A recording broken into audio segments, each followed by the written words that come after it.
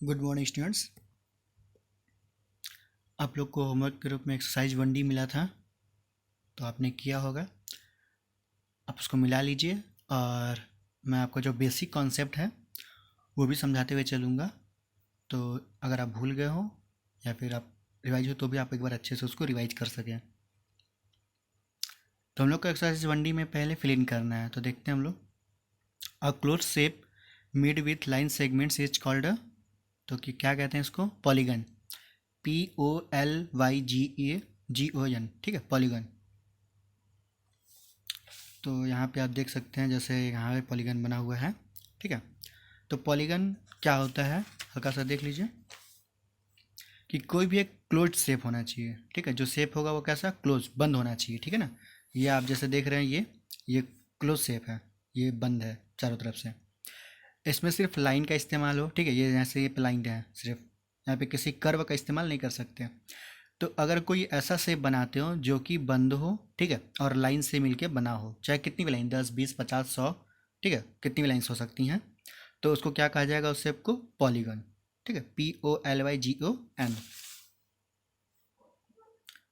अब अगर कोई पॉलीगन है, ठीक है, विथ 4 साइड्स, जो कि सिर्फ 4 लाइन से बना हो, तो उसको क्या बोलेंगे? तो बोला था क्वाड्रिलेटरल। QUADRILATERAL,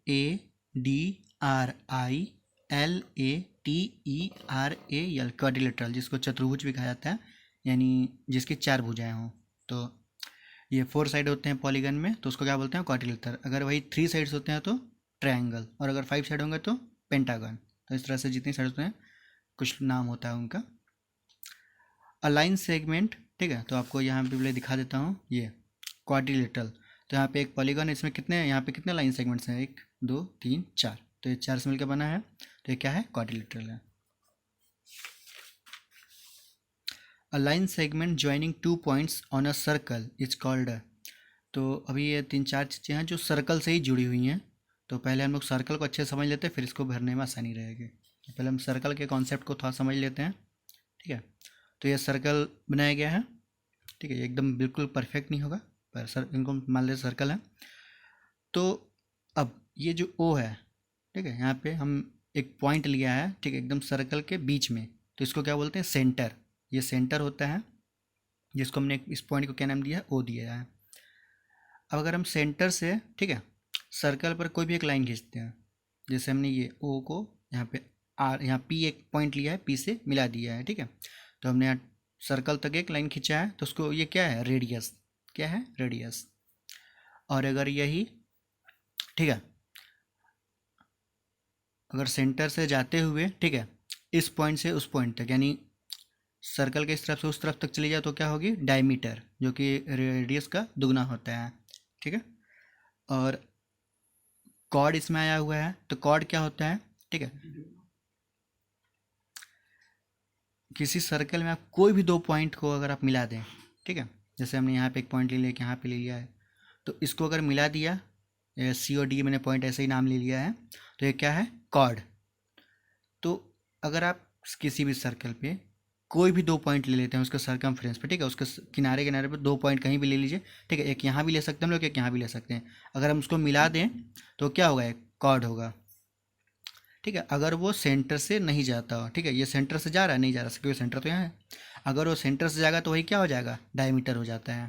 तो अगर वो सेंटर से नहीं जा रहा तो क्या है? कॉर्ड है। सरकमफ्रेंस क्या होता है? सरकमफ्रेंस यानी परिधि, यानी लेंथ, ठीक है। इस सर्कल की जो पूरी लेंथ है वो क्या हो गया? सरकमफेरेंस। तो अब हम फिल इन द ब्लैंक्स करते हैं उसमें।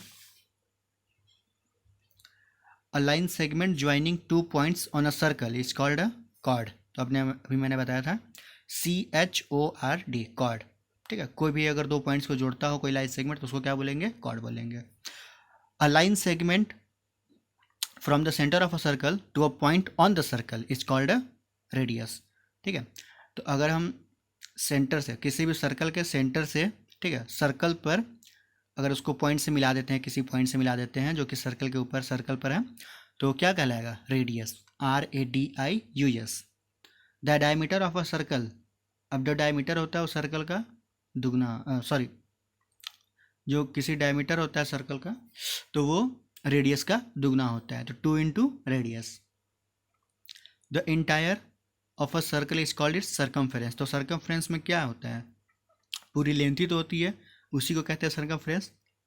ठीक है, इस तरह से दूसरा क्वेश्चन जो है हमको क्या करना है, draw line segment of length 6.3 centimetre. तो आपको एक लाइन खींचना है, ठीक है, लाइन सेगमेंट एक खींचना है, और भी कितना लंबा होना चाहिए, 6.3 सेंटीमीटर।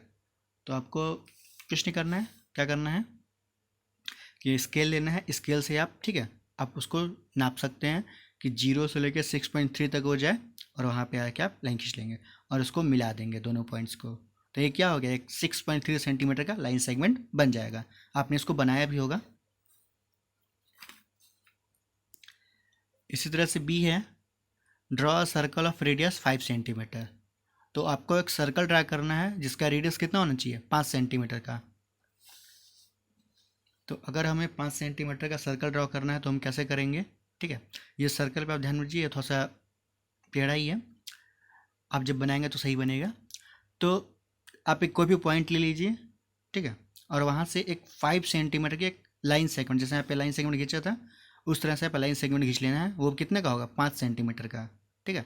और प्रोटेक्टर से 1.5 सुइये से आपको, ठीक है, यहाँ पे रख के और यहाँ पे पूरा सर्कल बना देना है, तो वो आपका बन जाएगा सर्कल इस तरह से।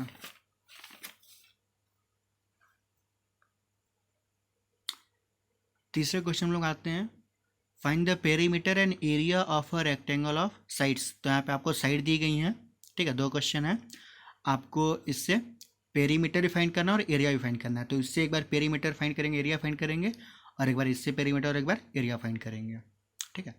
तो आपको मैंने एक क्वेश्चन करके दिखाया है, तो देखते हैं हम लोग पहले उसको, फिर समझते हैं, ठीक है। तो पेरीमीटर ऑफ रेक्टेंगल, तो अगर हमको किसी रेक्टेंगल का पेरीमीटर निकालना हो, ठीक है, तो कैसे निकालते हैं, 2 इंटू ब्रैकेट में लेंथ प्लस ब्रेथ, यानी लंबाई और चौड़ाई। तो इसका फार्मूला जो है वो मैंने लिखा भी, आप भी इसको लिख लीजिए और अच्छे से उसको याद कर लीजिए, 2 इंटू एल प्लस बी, ठीक है, शॉर्टकट में। तो एल मतलब लेंथ और बी मतलब ब्रेथ, लंबाई चौड़ाई। तो आप इन दोनों को जोड़ देंगे, जो भी उसकी लेंथ दी गई होगी, और उसको 2 से मल्टीप्लाई कर देंगे। तो हम लोग का पहला जो क्वेश्चन है उसमें क्या क्या दिया गया है, 5 सेंटीमीटर और 9 सेंटीमीटर दिया गया है। तो 5 सेंटीमीटर 9 सेंटीमीटर, तो हमने फार्मूले में रख दिया 2, ठीक है, यहाँ पे कुछ नहीं, इंटू का साइन है ब्रैकेट में, ठीक है। हम लेंथ ब्रेथ किसी को भी मान सकते हैं, इससे कोई ज़्यादा फर्क नहीं पड़ेगा। तो 5 + 9 या 9 + 5 जो भी आप लिख सकते हो। तो क्या है, 9 + 5 14, 2 into 14 is equal to 28 centimetre, ठीक है। तो यहाँ पे ध्यान दीजिएगा कि ये सेंटीमीटर था, ये भी सेंटीमीटर था, तो अगर सेंटीमीटर और सेंटीमीटर को जोड़े तो अभी सेंटीमीटर ही रहा, और जब इसको मल्टीप्लाई किए सिर्फ 2 से तो क्या हुआ, ये सेंटीमीटर रहा, ठीक है। तो हमको यहाँ पे जो सेंटीमीटर है वो लिखना ज़रूरी है।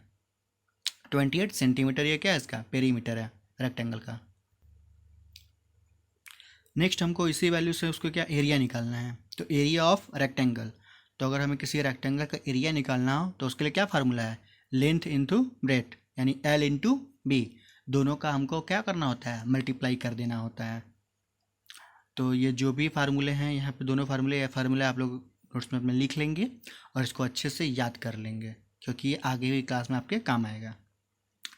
तो 5 सेंटीमीटर 9 सेंटीमीटर दिया ही था हम लोग को, तो हमको इसका एरिया निकालना है, तो क्या करेंगे, दोनों का मल्टीप्लाई कर देंगे, तो 5 इंटू 9, ओके। तो ये कितना हो गया, 45 सेंटीमीटर स्क्वायर, ठीक है, या फिर 45 स्क्वायर सेंटीमीटर। तो ये 45 सेंटीमीटर स्क्वायर कैसे हो गया, तो 5 9 जा 45, ठीक है। अब यहाँ पे भी 5 सेंटीमीटर था, यहाँ भी सेंटीमीटर और 9 सेंटीमीटर, यहाँ भी सेंटीमीटर, यहाँ देख सकते हैं सेंटीमीटर और सेंटीमीटर। तो जब दोनों का मल्टीप्लाई हुआ तो सेंटीमीटर कितनी बार हुआ, मल्टीप्लाई हुआ 2 बार हुआ ना, तो यहाँ पे क्या हो गया, सेंटीमीटर स्क्वायर, स्क्वायर का मतलब 2 बार, ठीक है, सेंटीमीटर टू सेंटीमीटर। तो जब भी हम एरिया निकालेंगे तो जो आंसर आएगा वो स्क्वायर के रूप में आएगा, और पेरीमीटर निकालेंगे तो नॉर्मल, जैसे जो भी होगा दिया हुआ, सेंटीमीटर तो सेंटीमीटर, मिलीमीटर दिया हुआ तो मिलीमीटर।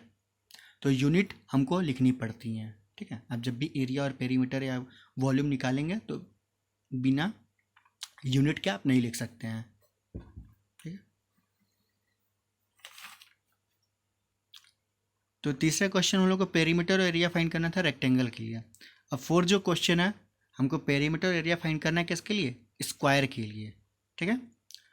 तो अब स्क्वायर के लिए क्या फार्मूला है और कैसे निकालते हैं वो हम लोग देखते हैं। तो इसमें जो क्वेश्चन है उसमें पहला क्वेश्चन में क्या है, 9 मिलीमीटर है, ठीक है, mm। तो देखते हैं यहाँ पे फोर्थ के लिए हम लोग को क्या पहले पेरीमीटर निकाल रहे हैं। तो अगर हमको स्क्वायर का पेरीमीटर निकालना है तो उसके लिए क्या फार्मूला है, 4 इंटू साइड।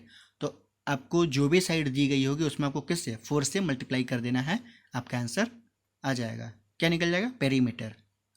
तो 9 मिलीमीटर दिया हुआ है तो उसमें क्या किया हमने, 4 से मल्टीप्लाई कर दिया, तो 4 इंटू 9 36, और मिलीमीटर था तो मिलीमीटर, ठीक है। यूनिट मस्ट है। तो यहाँ पे आपको एक फार्मूले, दो फार्मूले, तीन और अभी एक और चार, तो ये चारों फार्मूले हो जाएंगे। तो आपको चारों फार्मूले अच्छे से लिखना है, उसको याद करना है। और जो दूसरा क्वेश्चन है वो अगर आप सॉल्व किए तो अच्छी बात है, नहीं किए तो आपको करना भी है। अब हमें एरिया निकालना है, तो एरिया निकालने के लिए क्या फार्मूला है, साइड इंटू साइड। तो आपको जो भी साइड दी गई होगी आपको उसी से उसी का मल्टीप्लाई कर देना है, ठीक है। या फिर साइड स्क्वायर, तो साइड स्क्वायर ही हम लोग इसको बोल सकते हैं। तो इसका मतलब ही क्या होता है कि साइड में साइड का मल्टीप्लाई, ठीक है। तो जैसे 9 मिलीमीटर दिया हुआ तो हम क्या कर रहे हैं, 9 इंटू 9, ठीक है। आपको अगर 7 दिया होता तो 7 इंटू 7, 5 दिया होता तो 5 इंटू 5, यानी आपको जो भी दिया है उसमें उसी का मल्टीप्लाई कर देना है। तो 9 इंटू 9 81। फिर से यहाँ पे ध्यान दीजिए, यहाँ पर हम लोग एरिया पढ़े तो क्या हुआ था, सेंटीमीटर 2 बार आया था तो क्या हो गया, सेंटीमीटर स्क्वायर हो गया था। यहाँ पे भी मिलीमीटर 2 बार आ गया, 9 तो मिलीमीटर मिलीमीटर, तो इसका क्या हो गया, मिलीमीटर स्क्वायर, ठीक है। और अगर हम लोग लिखना चाहें तो इस तरह से लिख सकते हैं 81 स्क्वायर मिलीमीटर। तो एरिया जब भी लिखेंगे तो एरिया का जो यूनिट होगा वो किस में आएगा, स्क्वायर में आएगा। पेरीमीटर का, ठीक है, जो होगा वही आ जाएगा यूनिट, और वॉल्यूम का क्यूब में आता है। तो ये चारों फार्मूला आप लोग अच्छे से लिख लीजिए और याद कर लीजिए।